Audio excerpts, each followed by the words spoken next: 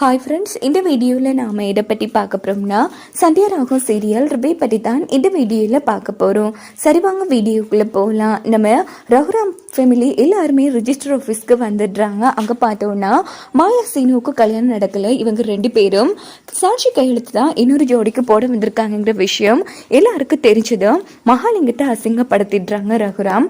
இன்னொரு பக்கம் சின்னதாக ஒரு ஃப்ளாஷ்பேக் மாதிரி காமிப்பாங்க. சீனு வந்து மாயாவுக்கு தாலி கட்டலான்னு போகிறப்போ உடனே மாயா வந்து கவனிச்சு சீனு கணத்திலே அடிச்சு நம்ம வீட்டில் இருக்கிற எல்லாரும் ஆசீர்வாதத்துலேயும் தான் நம்ம கல்யாணம் நடக்கணுங்கிற மாதிரி அந்த இடத்துல புரிய வச்சதும் சீனுவும் சரின்னு சொல்லி மாயா புரிஞ்சுக்கிட்டு ஹக் பண்ணிப்பாங்க. அப்படின்னு பார்த்து இது எல்லாத்தையும் ஜானகி பார்த்துடுறாங்க. இன்னொரு பக்கம் மாயா வந்து இப்படி எல்லாத்தையும் தப்பான கண்ணோட்டத்தில் பார்க்கறது முதல்ல எல்லாரும் நிப்பாட்டுங்கிற மாதிரி சொன்னதும் இந்த பக்கம் ரகுராம் வந்து இவங்க பேச்செல்லாம் கேட்டு உன்னை தப்பா நினைக்க வேண்டியதா போயிடுச்சு மாயா, எல்லாரையும் மன்னிச்சிடுமா, பெரிய வார்த்தையெல்லாம் பேசாதீங்க பெரியப்பாங்கிற மாதிரி அந்த இடத்துல மாயா சொல்லிட்டு இருக்காங்க. இங்க பாருங்க சம்மந்தி, இதான் லாஸ்ட் வார்னிங். இன்னொரு வாட்டி மாயாவை பற்றி அதுன்னு குறை சொல்லிட்டு இருந்தீங்க, அவ்வளவுதான். அதான் நீங்க எங்க வீட்டுக்கு வர கடைசி நாளா இருக்கும். இன்னையோட இதெல்லாம் நிறுத்திக்கோங்கிற மாதிரி சொன்னதும் மகாலிங்கம் வந்து அதிர்ச்சி ஆறாங்க. அதுக்கப்புறமா எல்லாரும் கிளம்பி வந்துடுறாங்க. நம்ம சீனு மாயா ஹக் பண்ணிட்டு இருந்ததை ஜானகி வந்து பார்த்துருப்பாங்க. அது நினைச்சு செம்ம டென்ஷன்ல இருந்துட்டு இருக்காங்க ஜானகி. அப்படின்னு பார்த்து நம்ம ஜானகி என்ன பண்றாங்கன்னா சீனுவையும் மாயா கூடயும் வந்து தனி பேசணும்னு சொல்றாங்க.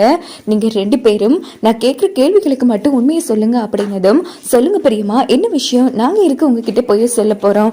இது பாரு சீனு, நீயும் மாயாவும் ஒருத்தருக்கு ஒருத்தர் காதலிக்கிறீங்களா அப்படின்னு கேட்டதும் ரெண்டு பேரும் அதிர்ச்சி ஆறாங்க. பெரியம்மா அது வந்து இங்க பாருங்க, எனக்கு எல்லாமே தெரியும், நான் அதை உறுதி செஞ்சுக்கிறதுக்காகத்தான் கேட்கிறோம், ஒழுங்கா உண்மையை சொல்லுங்க, ரெண்டு பேரும் காதலிக்கிறீங்களா அப்படின்னு கேட்டதும் ஆமா பெரியம்மா, நானும் சீனுவும் உயிருக்கு உயிரா ஒருத்தருக்கு ஒருத்தர் காதலிக்கிறோம் அப்படின்னதும் ஜானகி வந்து சம அதிர்ச்சி ஆறாங்க. என்ன மாயா இதெல்லாம், அன்னைக்கு அம்மன் வந்து சொல்லிட்டு போனாங்க இப்படியும் குடும்பத்துல ஒரு அசிங்கம் ஏற்பட போகுதுன்னு, எங்க அது உன்னால வந்துருமோன்னு எனக்கு பயமா இருக்கு அப்படின்னதும் பெரியம்மா, ஏன் பெரியம்மா இந்த வீட்டுல பொண்ணுனா அது நான் மட்டும்தானா, ஏன் தானா பார்வதித்த நீங்க எல்லாம் பொண்ணு கிடையாதா, இங்க பாருமா அவங்க எல்லாரும் இந்த வீட்டோட சூழ்நிலை அடிப்படை வசதிகள் எல்லாத்தையும் புரிஞ்சுக்கிட்டு வாழ்றவங்க, ஆனா நீ புதுசு. இங்க பாருங்க பெரியம்மா, நான் புதுசுங்கிறதுக்காகவும் நேற்று வந்தவங்கிறதுக்காகவும் இந்த குடும்பத்தோட மானத்தை நான் போக விட மாட்டேன். எப்பவுமே இந்த குடும்பத்தோட மான கௌரவம் எல்லாம் என்னோட கைப்பிடியில தான் இருக்கும். சீனு திருட்டுத்தனமா என்ன கல்யாணம் பண்ண நினைச்சப்போ கூட நான் பண்ணிருக்கலாம்ல, ஆனா ஏன் பண்ணல,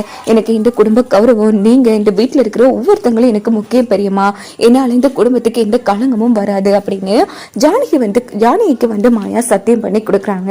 எனக்கு இது போதும் மாயா, எனக்கு உண்மையில நம்பிக்கை வந்துருச்சு. இங்க பாரு சீனு, மாயா யோசிக்கிற அளவுக்கு கூட நீ யோசிக்கல. அப்போதையே நம்ம சாருவுக்கும் உனக்கும் நிச்சயதார்த்தம் பண்ண போவே உன் காதல வந்து பெரிய பாக்கிட்ட சொல்லிருக்கலாம்ங்கிற மாதிரி கேட்டதும் என்னால முடியல, என்ன மன்னிச்சிருங்க, எங்க மாமா பேச்சு மீற மாதிரி போயிடுமோன்னு தான் நான் சொல்லாமலே விட்டுட்டேன். ஆனா இது இவ்வளவு தூரத்துக்கு வந்துருச்சே சீனு, இதுக்கு என்ன சொல்ல போறேங்கிற மாதிரி கேட்டதும் இங்க பாருங்க மாயா சொன்னதுதான் நானும் சொல்றேன். கண்டிப்பா எனக்கும் மாயாவுக்கும் மாமாவோட ஆசீர்வாதத்துல கல்யாணம் நடக்கும். ஆனா ஒண்ணு மட்டும் சொல்றேன், சாரு கூட என் கல்யாணம் நடக்காது. ஒரு வேலை தப்பி தவறி நடந்துச்சுன்னா அடுத்த நொடியே நான் செத்து போயிடுவேங்கிற மாதிரி சொன்னதும் ஜானகி வந்து அதிர்ச்சியா